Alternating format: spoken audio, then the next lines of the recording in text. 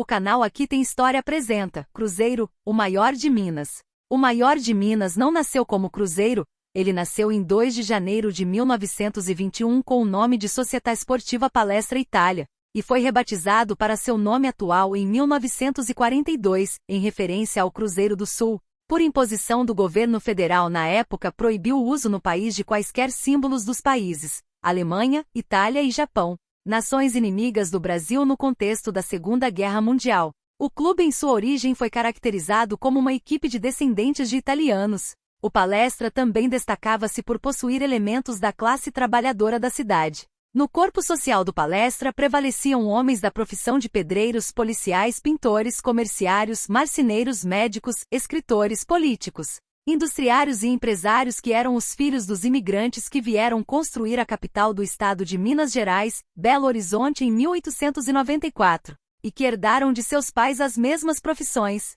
O primeiro uniforme do clube foi composto por camisa verde, calção branco e meias vermelhas. O clube foi restrito apenas à participação de elementos da colônia de italianos, até que no ano de 1925, é retirada do estatuto do clube uma cláusula que impedia a inscrição de atletas e associados que não fossem de origem italiana. Isso abre as portas para colaboradores de qualquer origem. A primeira conquista significativa oficial e reconhecida do Palestra é o tricampeonato mineiro entre 1928 e 1930, sendo os dois últimos de forma invicta. O crescimento do time na cidade forçou as outras grandes equipes da época a se organizarem e em 1933 criam a primeira liga profissional do estado, a Associação Mineira de Esportes. A mudança para Cruzeiro ocorreu em 30 de janeiro de 1942, em plena Segunda Guerra Mundial. O presidente Getúlio Vargas, que já havia declarado guerra aos países do eixo Itália, Alemanha e Japão, através de um decreto-lei,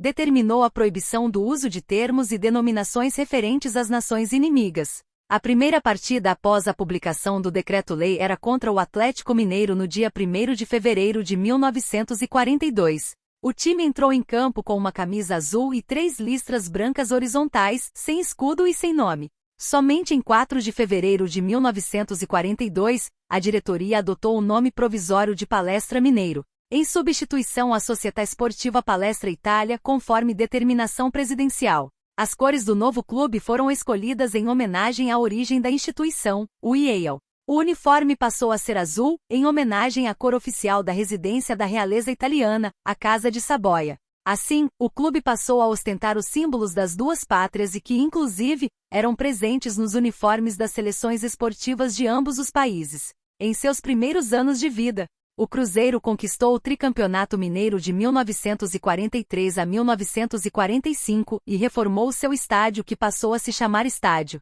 Juscelino Kubitschek, em homenagem ao então governador do estado. Após 22 partidas pelo Campeonato Mineiro de 1965 em que foi campeão, e 6 pela Taça Brasil de 1966, no dia 30 de novembro daquele ano, o Cruzeiro começava a escrever contra o Santos uma das páginas mais importantes de sua história, seu primeiro título nacional. No ano de 1974 foi vice-campeão brasileiro pela primeira vez, perdendo em uma decisão muito confusa contra o Vasco da Gama, e em 1975 foi novamente vice-brasileiro após perder para o Internacional. Na Taça Libertadores da América de 1976, o Cruzeiro conquistou seu primeiro título na competição, sobre o River Plate da Argentina. Na primeira partida da final no Mineirão, vitória por 4-1. Na partida seguinte no Estádio Monumental de Núñez, em Buenos Aires, derrota por 2-1.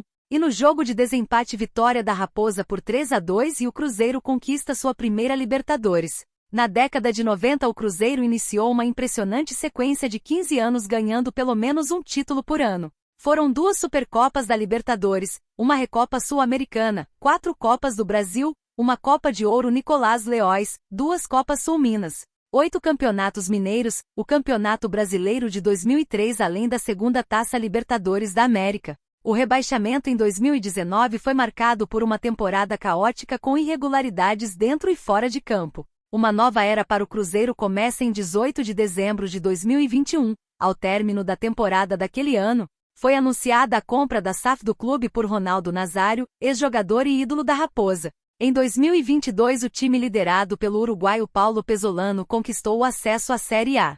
Em 29 de abril de 2024, a esperança do cruzeirense é renovada. O empresário Pedro Lourenço adquiriu 90% da SAF, prometendo retornar a Raposa aos dias de conquistas e glória. O empresário é o proprietário da quinta maior rede de supermercados do Brasil, os Supermercados BH. O mascote do Cruzeiro é a raposa, um animal conhecido por sua esperteza e astúcia e pelo fato da raposa ser o animal que se alimenta de galináceos, numa clara alusão ao seu rival regional. Na década de 60 surgem os primeiros grandes ídolos do clube, Tostão, Dirceu Lopes Piazza e Raul Plasman. Em 1966, Tostão foi o primeiro jogador de um clube mineiro a disputar uma Copa do Mundo. Em 1970, 3 jogadores do Cruzeiro ajudam o Brasil a conquistar o tri. São eles, Tostão, Piazza e Fontana. Um recorde da história dos clubes mineiros.